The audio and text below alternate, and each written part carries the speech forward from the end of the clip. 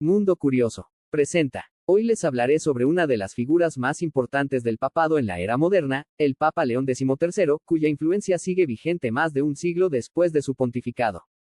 Nacido como Vincenzo Gioacchino Raffaele Luigi Pecci el 2 de marzo de 1810 en Carpineto Romano, Italia, León XIII fue elegido papa en 1878 y ocupó el trono de San Pedro hasta su muerte en 1903. Fue el papa número 256 de la Iglesia Católica y es recordado por ser un puente entre la Iglesia tradicional y la modernidad emergente del siglo XIX.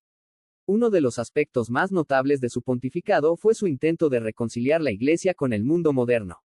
A diferencia de su predecesor, Pío X, que tuvo una postura muy defensiva frente a los cambios políticos y sociales, León XIII buscó dialogar con la sociedad contemporánea, especialmente en temas como la ciencia, la filosofía, la política y, sobre todo, la cuestión social. Su obra más famosa y posiblemente más influyente fue la encíclica Rerum Novarum, publicada en 1891. Esta encíclica marcó el nacimiento de la doctrina social de la Iglesia, al abordar por primera vez de manera oficial la cuestión obrera. En ella, León XIII defendió los derechos de los trabajadores, el derecho a un salario justo, la necesidad de sindicatos, la propiedad privada como un derecho natural, y la obligación del Estado de intervenir cuando sea necesario para proteger a los más débiles. Todo esto dentro de un marco cristiano que rechazaba tanto el capitalismo salvaje como el socialismo materialista. León XIII entendió que la Iglesia no podía permanecer ajena a las transformaciones industriales, económicas y sociales que estaban ocurriendo.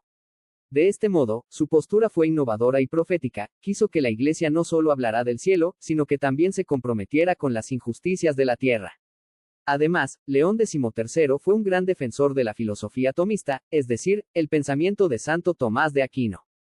Publicó la encíclica Aeterni Patris en 1879, promoviendo el regreso al tomismo como base del pensamiento filosófico y teológico católico.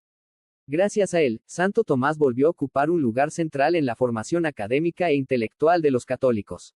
Otro de sus logros fue su impulso a la diplomacia vaticana.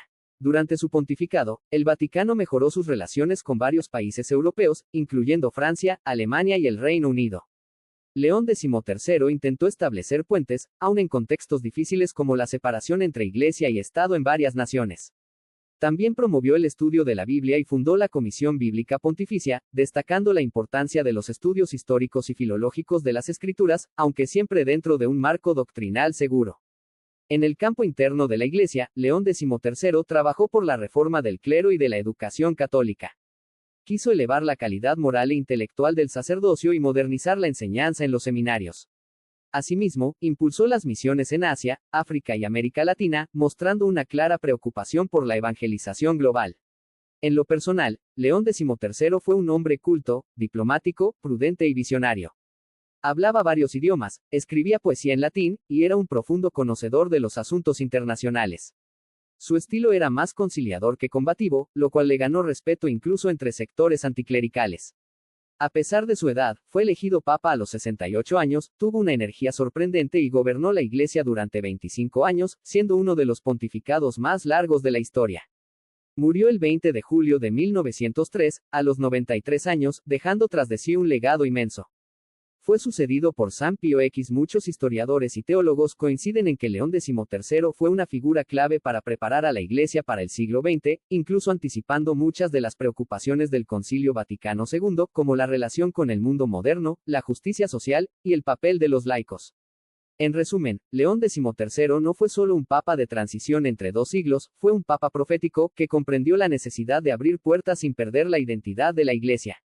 Su mensaje sigue siendo actual en un mundo donde las desigualdades persisten, donde la ética en la política y la economía es más necesaria que nunca, y donde el diálogo entre fe y razón debe continuar. Sígueme para seguir aprendiendo. Esto es Mundo Curioso.